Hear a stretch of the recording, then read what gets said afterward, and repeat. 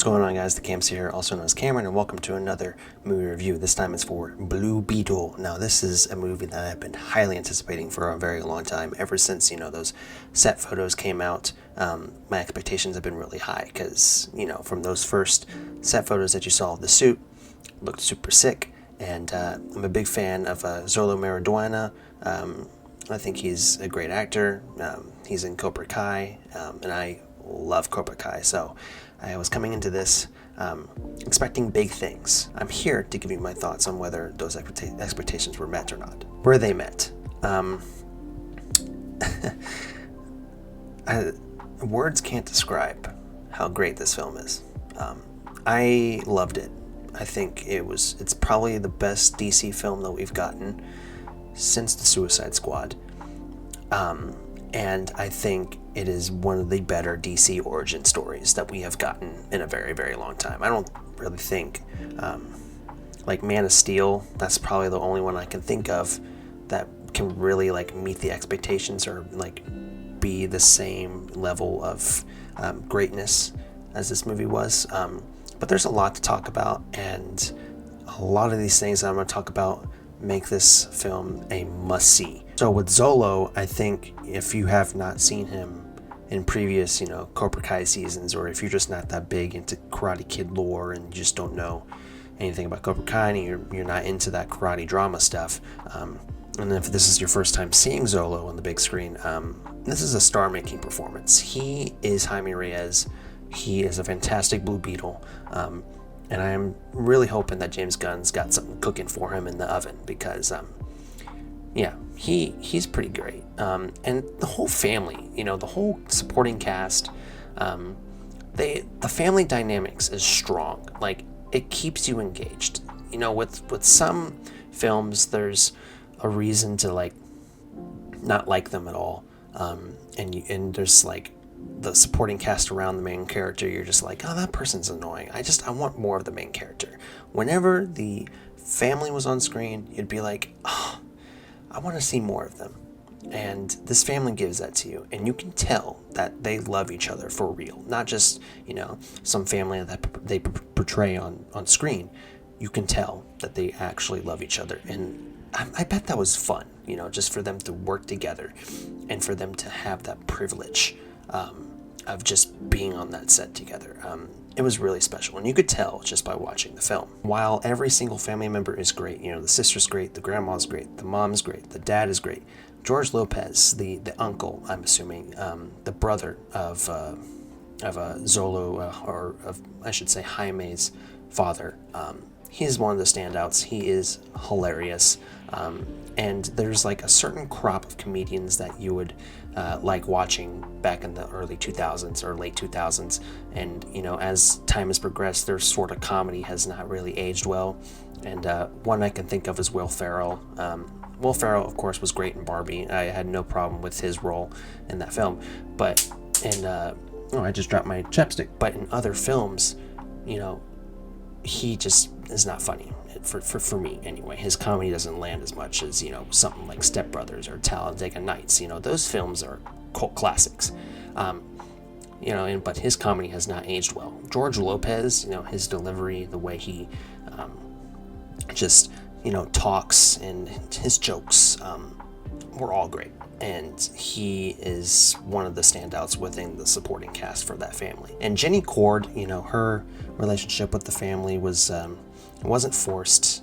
Her background kind of meshed well together with the family, and it all made sense. And it was written very well, and just the entire cast and crew, fantastic job. And the things that you look into with superhero films, you can just tell with some of them that some things are forced, and with the cast and crew being all Mexican American or Hispanic or whatever, you can just tell that's what made it special. That's what made it fun to be together, and that made the film. It really did. And we don't get a lot of fight sequences, but the fight sequences are nuts. Xolo's Cobra Kai training comes into hand a lot. And when we look back with the Flash, the CGI was really bad on the Flash, super bad. like if I could just put clips on here, I'd probably, just get downvoted just for adding flash clips because of how bad the CGI was. But the CGI holds its own. Like, there's like 1 or 2 parts where I can see some wonkiness, but even then, like, it's 10 times better than the Flash. And the CGI does not take you out, so don't worry about CGI.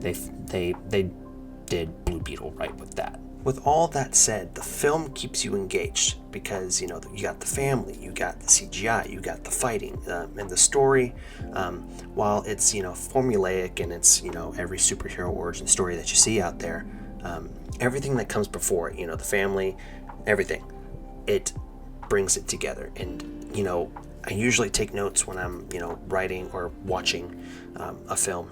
And, about halfway through, I was like, oh, wait, I gotta take notes. Like, that's how engaged I am. And that's a good sign of a good film. I do have, like, 2, like, little nitpicks.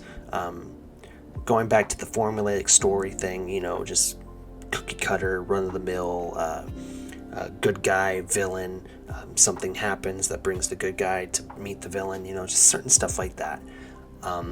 And the villain, Veronica Cord, I think that's what her name is. Correct me if I'm wrong.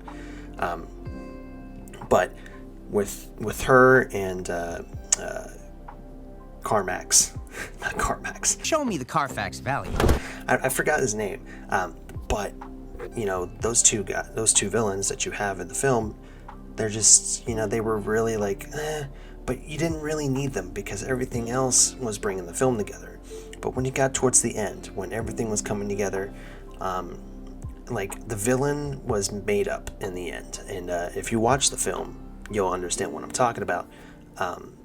But it's just, those are just 2 nitpicks. And it's not something that brings the movie down for me at all. So overall, do I enjoy the film? I fucking enjoy the film.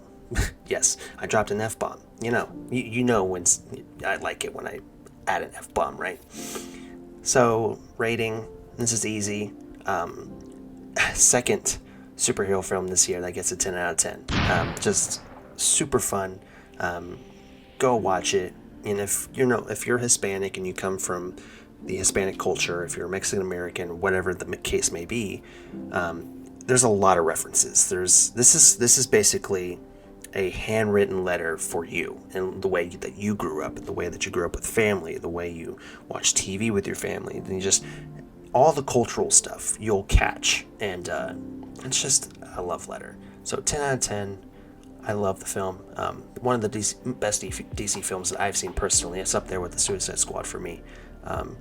It's a very good film. Go watch it, please. And Xolo, I hope that you get more DC stuff because you're fantastic, bud. I am super proud of you, and keep rolling in that DC dough. But that's going to do it for my review for the Blue Beetle. And before I head out, a little PSA, please check out my Letterboxd. I have a whole lot of